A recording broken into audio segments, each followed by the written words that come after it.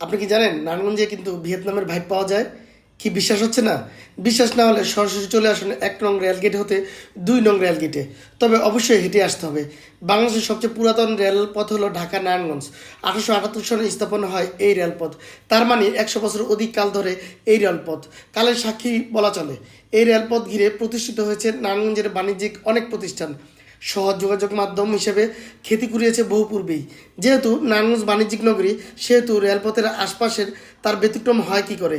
আপনারা যারা ভিয়েতনাম ভ্রমণ করেছেন তারা নিশ্চয়ই দেখেছেন ট্রেন লাইন কেন্দ্র করে আস্ত বাজার বসে। শুধু তাই নয়, রীতিমতো সেখানে টুরিস্ট স্পটও গড়ে উঠেছে। আমাদের নারায়ণগঞ্জ কম কিসের, এই রেলপথের দুই ধারে বিরাট বাজার, দোকান সহ নানা পণ্যের সমাহার। ট্রেন আসলে সব নিমেষে সরে যায়, সেই ব্যবস্থা আছে।